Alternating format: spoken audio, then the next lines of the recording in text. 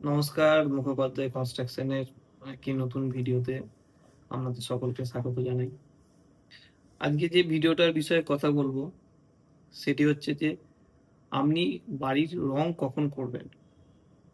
অর্থাৎ আপনার বাড়ি কনস্ট্রাকশন হয়ে গেছে, বাড়ি প্লাস্টারিং হয়ে গেছে, এবার কালার আপনি কখন করবেন, অর্থাৎ রং কখন করবেন।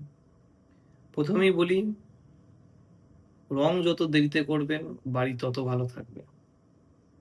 এবার সেটা কতদিন, দেখুন এক্ষেত্রে 1 বছর হলে খুব ভালো হয়। অর্থাৎ যদি এবছর জুলাই আগস্টে আপনার বাড়ি শেষ হয়, পরের বছর জুলাই আগস্টের পর অর্থাৎ সেপ্টেম্বর অক্টোবর করে আপনি বাড়ি রং করতে পারেন। এবার বাড়ি রং করতে গিয়ে কিছু জিনিস আপনাকে লক্ষ্য রাখতে হবে। প্রথম কথা হচ্ছে আপনি ইনসাইড পুট্টি করে রং করতে পারেন, সেক্ষেত্রে আউটসাইডে কিন্তু আপনাকে কোনো রকম রং করলে হবে না। সেক্ষেত্রে আপনি প্লাস্টার কোট অনেক রকম কোম্পানির আছে, সেগুলো ব্যবহার করতে পারেন। দ্বিতীয়ত হচ্ছে, যদি আপনি বাইরে রং করেন তাহলে কিন্তু ভিতরে রং আপনি কোনোভাবেই করবেন না, সেক্ষেত্রে আপনি শুধু পুট্টি করে রেখে দিতে পারেন। কারণ হচ্ছে যে কনস্ট্রাকশন হওয়ার সময় যে ইটে মশলাতে ঢালাইয়ে যে জলগুলো ছিল, এই জলগুলো কিন্তু এভাপোরেট হয়ে বেরোতে হবে। আপনি যদি রং করে দেন কিছুই হবে না। দেখবেন যেখানে মেঝে আর দেওয়ালের সংযোগস্থল, আপনি যখন বাড়ি করেছেন গোটা মেঝেটা ঢালাই করেছেন কংক্রিটের ভেতর দিয়ে জল এপার ওপার যেতে পারবে না, সমস্ত জলটা আফটার রুফ একদম মেঝের নিচে পর্যন্ত এসে জলটা জমবে। সেই জলটা তখন মেঝে এবং আপনার যে ইটের যে কানেকশন, অর্থাৎ মেঝে থেকে যেখান থেকে প্রথম ইটের কান্দিটা শুরু হয়েছে ঠিক তার উপরে দুটো ইট থেকে বেরোবে। কেন বেরোবে দুটো ইট? কারণ আপনি তো মার্বেল দিয়ে 6 ইঞ্চি ঢেকে দিয়েছেন, ঠিক মার্বেলের ওপর থেকে দেখবেন ময়েশ্চারগুলো বেরিয়ে আসবে। তাই এটা ভয়ের কিছু নেই। এটা যখন আবার শুকিয়ে যাবে আপনি ওই জায়গাটাকে আবার পরিষ্কার করে দিয়ে রং করবেন, তখন আরো 10 বছর থেকে যাবে, কিন্তু একটু ক্ষতি যেটা হয়ে যাবার সেটা রয়ে গেল। তাই চেষ্টা করবেন রং যত দেরিতে করা যায় তত ভালো। তবে অবশ্যই 1 কোট প্লাস্টার কোট মেরে রাখতে পারেন, নাহলে যে বালিগুলো আছে প্লাস্টারিং এ সেই বালিগুলো কিন্তু আস্তে আস্তে ছাড়তে শুরু করতে পারে। এই বিষয়ে খেয়াল রাখবেন। আর একটা বিষয় রং করতে গিয়ে খেয়াল রাখবেন, আউটসাইড কালারিং যখন করবেন তখন কিন্তু অবশ্যই ভালো মানের রং ব্যবহার করবেন। যে কোনো একটা রং আপনি করে দিলেন, সেই রংটা দিয়ে যদি জল আপনার প্লাস্টারের মধ্যে ঢুকে যায় তাহলে দেখবেন বড় বড় ফোঁসকার মতো জিনিস আপনার হয়ে যাবে। এগুলো কিন্তু মানে আপনার বিল্ডিং স্ট্রাকচারের জন্য মোটেই ভালো জিনিস নয়। এই জিনিসটা লক্ষ্য রাখবেন। একদম মিস্ত্রিকে বলবেন ভালো করে পরিষ্কার করে 1 বছর পর ভালো করে পরিষ্কার করে যেন সে প্রথম কোট মারে এবং যত্ন সহকারে কিন্তু রংটা করে।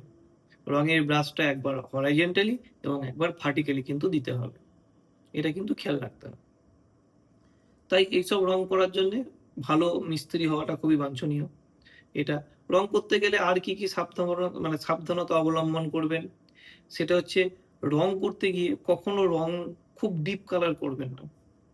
হয়তো এখন ডিজাইনের জন্য অনেক ডিপ কালারের রং হয়ে গেছে, কিন্তু ডিপ কালারের রঙের মধ্যে আপনার কালার পিগমেন্টটা একটু বেশি থাকে।